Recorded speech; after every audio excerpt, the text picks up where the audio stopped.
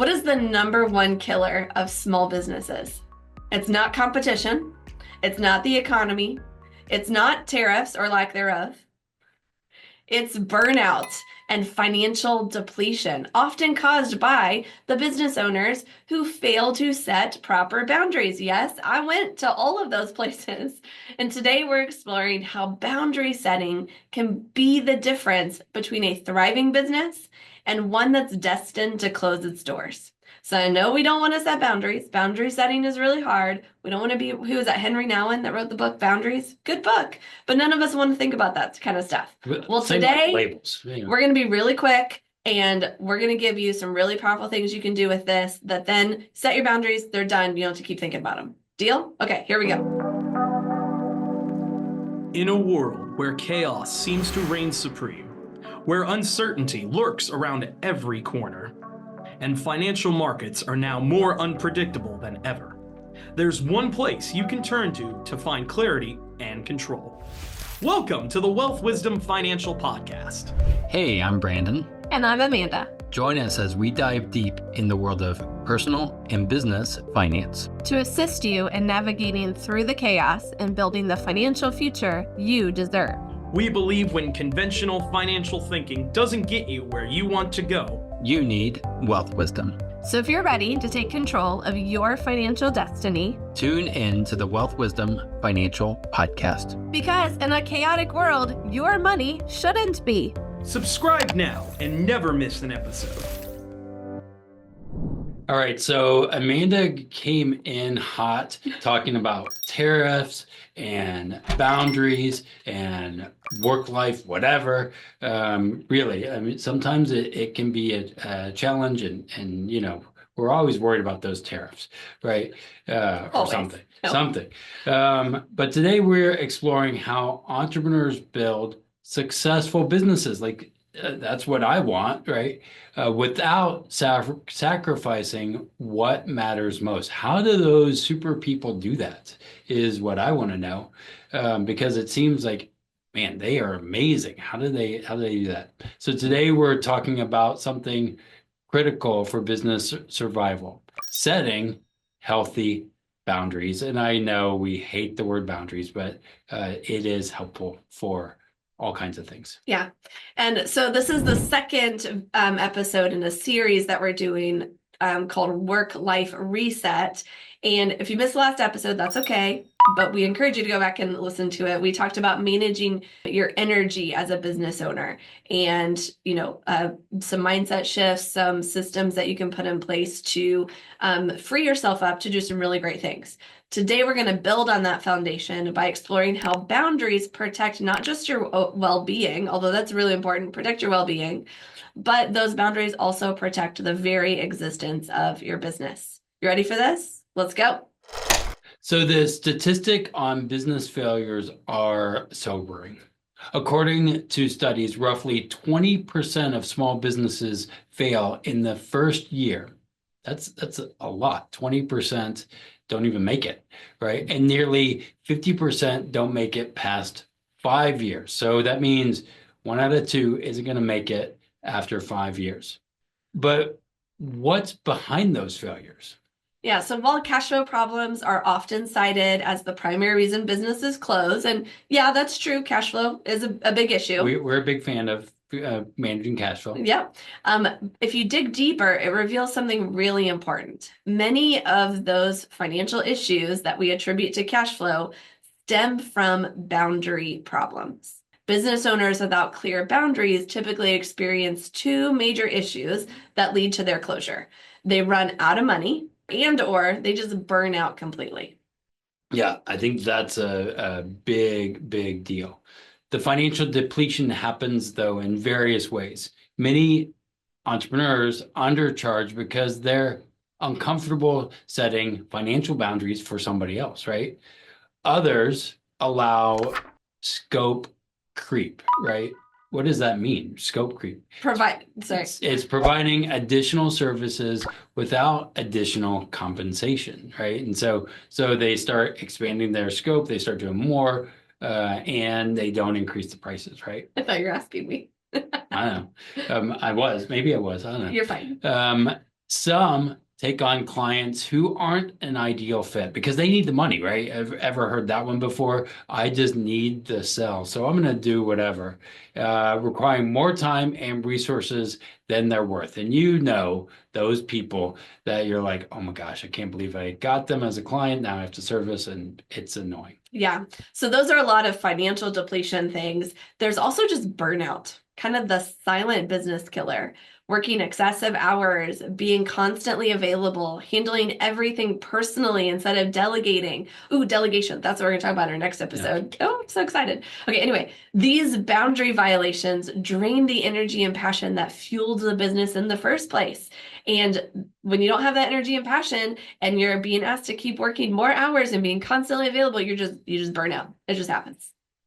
Yeah, sustainable business success requires what we're called strategic boundaries, clear limits around 4 key areas. So we're going to go through 4 different kinds of boundaries and what it looks like to have those boundaries for your business. It's not just one kind of boundary. Notice 4 different kinds. Yep. And most people only know 1 or 2 of them. So here we go. First one is time boundaries. Defined when you work and when you don't work. This is one that a lot of people know about. Rarely do people do. But without them, work expands to fill all available space, leaving no time for rest, strategic thinking, family time, refueling, all kinds of really good stuff that we all need. Now, I want to do a little side note here on the time boundaries. Okay, I'm getting the soapbox out. Brandon's going to jump on it. Yeah, this gets a little annoying to me because as we do financial conversations all the time, and the reschedule button is hit like all the time, or not all the time, people just a lot of time, or people just don't show up, right? And so what that tells me is oftentimes they are not respecting their own time or their own system, or they bought a program, but they never actually implemented on it. So they put the money behind it, but they didn't put the time behind it. And so what they need to do is to be able to make sure time that you actually show up to the things that you're doing and be all in on those things, because that's going to help you move further. If I say yes, and this is one of our mantras, let our yes be yes and our no be no. It's in the Bible, actually.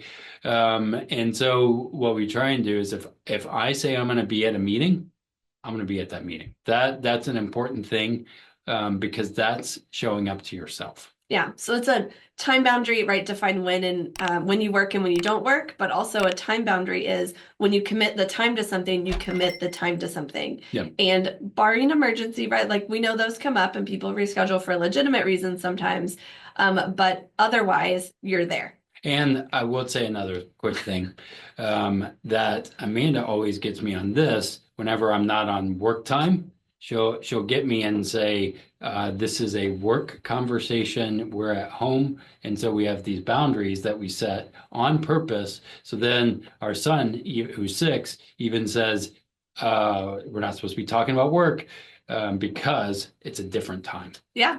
Brandon brings up work at the dinner table. Our son will pipe up and be like, no, Dad, you can't talk about that. Okay, so time boundaries, number 1. Number 2 are service boundaries. This is where you clarify what you will do and what you won't do in your business. Without them, your business lacks focus. You become a jack of all trades and master of none. You decide, okay, this is what we're doing. This is only what we're doing, and we're not going to do something else, even if someone would pay us a lot of money to do it. Yeah, I think this, again, as we are trying to grow a business, will sometimes say, well, I could do that. I'll do that. And we end up doing a lot of things that aren't in our scope. Yep. Okay, now number 3, financial boundaries. I put it in the middle here so we can end on a positive one or something people want to talk about more. But financial boundaries, it's not just budgeting, right? The curse word, budgeting. It's about establishing your worth in the marketplace as a business. Without that kind of financial boundary, this is what it costs to work with me. Mm-hmm. Without that, you undervalue your services and you struggle to create sustainable profit.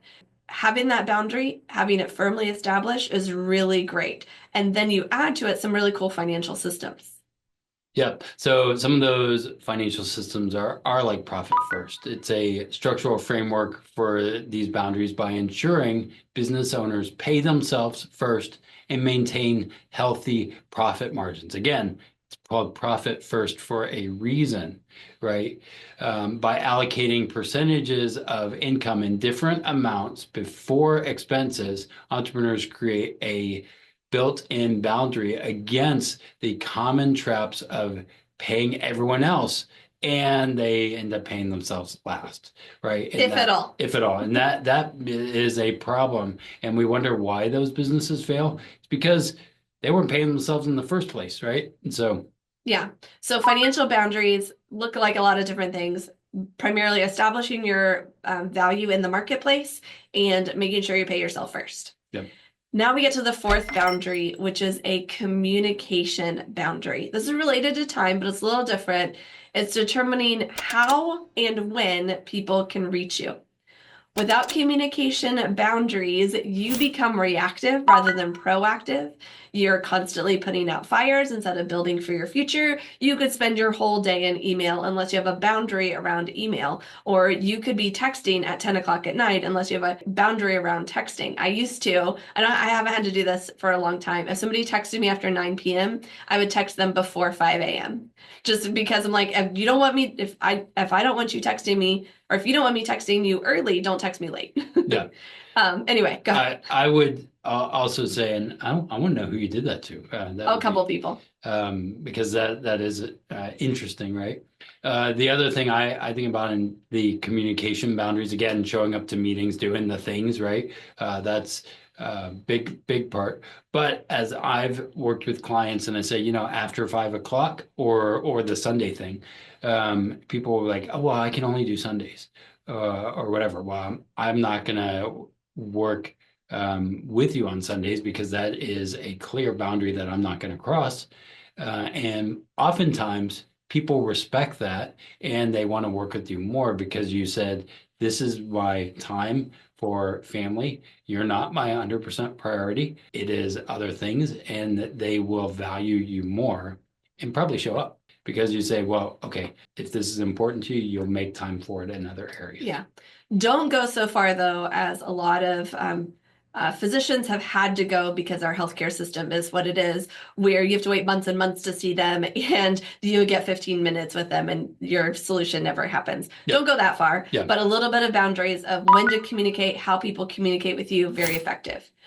Okay, so those are the four. The most successful businesses aren't run by owners working all around the clock, right? They're led by disciplined entrepreneurs who protect their resources, establish their time and energy, and allow for sustainable growth rather than exhausting spurts followed by crashes. We all kind of know this. The people you look up to, you probably know they are disciplined. Yeah, They I wanted have to guards bring around that, their time and energy. Yeah. I did want to bring up that Go ahead. discipline is really, really People hate important. discipline. People hate discipline. Our kids hate it, right? You know that. Until But- they find that it brings them freedom. Yeah. Or we just look at those memes on TikTok and we're like, wow, those guys are amazing. And we just see the top half of the success. But that success is the discipline that they did over time to get to where they're at. Yeah. And there's a couple big fears that are the biggest reasons most people never set boundaries. We're going to talk about those fears after the break.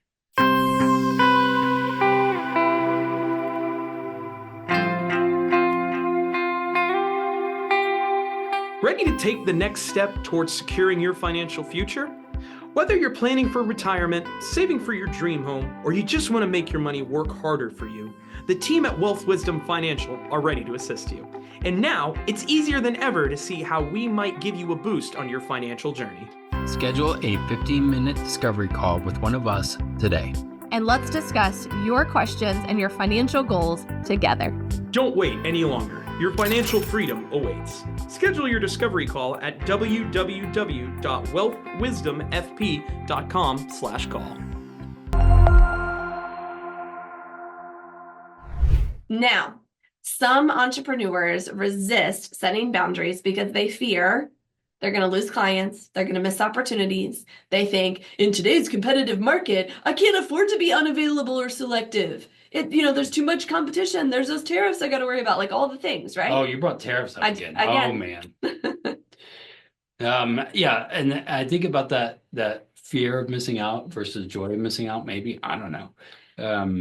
But really, these fears are flawed on multiple levels. First, when you're available 24/7, you're signaling that your time isn't valuable, and clients are going to treat it accordingly, just like Brandon was talking about before the break. When you fear not being available, you're actually fearing losing clients, right? And that your clients won't treat you as valuable if you're not available, when actually the reverse is true. When you're not available all the time, clients tend to treat you as more valuable and your time more valuable too. So the second thing is saying yes to everything means you inevitably spread yourself too thin, reducing the quality of your work and ultimately damaging your reputation. Yeah, it's so when you have this fear that if you don't say yes to everything, you won't have any clients, you won't have anything to do. But when you do say yes to everything, your quality goes down and you lose clients because they're not getting the quality that they deserve and that they're paying you for because you're spread too thin. And so to fear poor quality means you'll be more selective in what you can actually do. Yep. Now we've got a special pro tip for you. If you're buying services from another business and they're always available, always answering your calls, ready to meet at a moment's notice, the best question you can ask them before signing the dotted line and giving them your money is this: if you're so great, why are you so available to work with me? Like, if you're so great, why are you not in high demand, right? See what they say, right? They might be like, actually, I am really busy and, right, like, but you're a priority, I'm willing to take on. Great answer, right? Or they might just say, yeah, I don't have clients, who knows? Yeah. But also, when you're always available, what signal are you giving, Yeah. right? If people asked you that question, how would you be able to answer? Yeah, I think that's an important thing on time and value. And if you maybe paid them a lot, maybe then you're like, hey, well, that's why, because I paid for the time to meet with that person. I don't know however much it was, right? Yeah. Now we got an example. Consider the experience of a marketing agency that implemented strict project scopes and communication hours. Initially, they worried about client pushback. Instead, they found that their clients' boundaries attracted more professional clients willing to pay premiums, rates, really big rates. Meanwhile, their competition, who remained always available, struggled with profitability and high turnover rates. Yeah. And so you might think, especially like a marketing agency, right? They might have this idea that my industry demands constant availability. And while certain fields do require like emergency response capabilities, this doesn't mean that the business owner personally needs to handle every situation. I recently was thinking about hiring another business to do some work for us. And I met someone who was an employee at that business, and I wanted to work with that person, go through the process with them, onboarding. They would be the person that I was excited to see what they would do in the sales process and such. But the business owner was the only one who would do that part. And they didn't win my business because of that. So you can have well-established systems, you can train your team members, you can have clear escalation protocols that can address urgent matters while protecting your time. That's what we're talking about today mostly, is your time, how you make sure you have boundaries on it. So you can still have constant availability without your time being there. You just got to think creatively. Yeah. Now, many business owners claim they can't afford to implement financial boundaries, right? However, systems like the Bank on Yourself system demonstrates how establishing separate financial resources actually creates greater financial freedom and stability. By building financial assets outside their business, owners can gain the confidence to set firmer boundaries with clients, knowing that they have the resources to fall back on if difficult client relationships needs to end, right? And so sometimes it's not about the money, it's about making sure the time and money are in together. Yeah. So moral of the story, bottom line, boundary setting isn't about building walls. You're not trying to distance yourself from people, right? Block yourself off. It's about creating systems that allow your business to serve others without depleting its most valuable resource. What's your business's most valuable resource? You, the business owner, right? Boundary setting is about making sure you can be your best self within your business. I think that, again, we often forget about this when it comes to what we do with the Profit First system, when it comes to the banking yourself and infinite banking system, is I want to think about you first, right? And that's important. You're your greatest asset. That's why we insure the greatest asset, right? And so that time, you need to respect your own time and values as well. Okay, so let's wrap up here. The data is clear. Businesses with strong boundaries outlast and outperform those without them, right? You think of some of the best businesses that you admire, particularly small businesses that are growing and doing well. They're focused, they have strong boundaries, and they are more profitable because they charge appropriately, don't give away free work, and all those kind of things.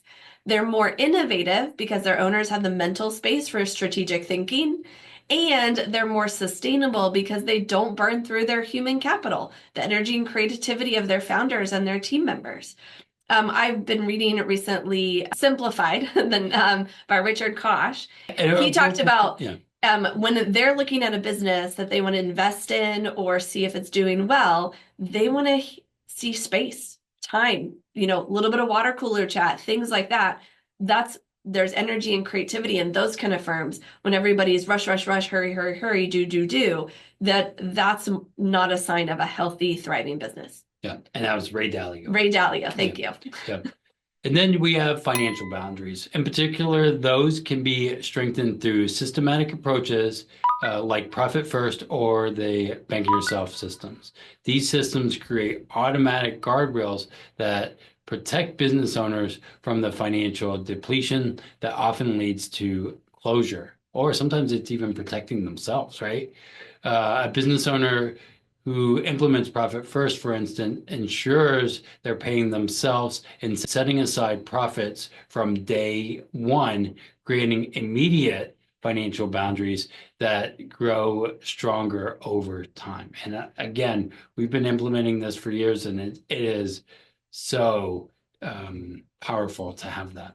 If you'd like to learn more about Profit First or banking yourself, reach out to us, and we'd love to help people learn more about this without any obligations, no strings attached. Just show up to the meeting. If you're gonna schedule, show up to the meeting, do the time thing. But we would love to serve and help you share our story of how it's implemented and worked for us. So remember, in final wrap up here, implementing boundaries doesn't happen overnight. It requires deliberate decisions about what you will do and won't do in your business.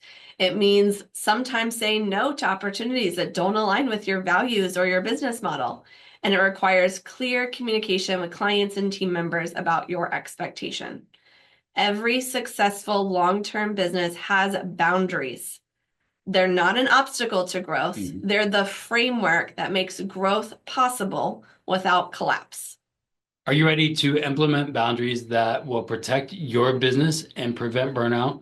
Today in the Wealth Wisdom Financial community, we published our Business Boundaries Blueprint. Say that 10 times fast. Business Boundary, I can't even do it. A comprehensive framework for identifying, establishing, and maintaining healthy boundaries in your business. Again, it's Business Boundary Blueprint. Can you say that 10 times? It includes communication templates, strategies for handling those difficult conversations, which you will have as a business owner. If you haven't done it long enough. And a workbook to help you determine which boundaries you need most. Head to wealthwisdom.fp.com/community, join the premium side, and you will be able to get access to that. Yep, the Business Boundaries Blueprint. Thanks for joining us. Hit that subscribe button. The next episode is the one you are not going to want to miss. I teased this last time. I'll tease it again. I had this huge epiphany around time and money A lot of people say time is money, money is time. We kind of know that's not exactly true. And I'm going to show you a totally different way to think about time and money in next week's episode that just knocked my socks off. Can't wait to share it with you. And it'll also help you drive more delegation and boundary creation and have, keep those boundaries strong. In the meantime, live long and profit. The topics presented in this podcast are for general information only and not for the purpose of providing legal, accounting, or investment advice. On such matters, please consult a professional who knows your specific situation. And if you have a problem with boundaries, there's a book called Boundaries, and you might see sometimes there's therapists, all kinds of things. We are not therapists. Yeah. And Ray Dalio's book, it's called Principles. That just popped in my head. There you go. Great book. Awesome. We'll see you next time. Long book.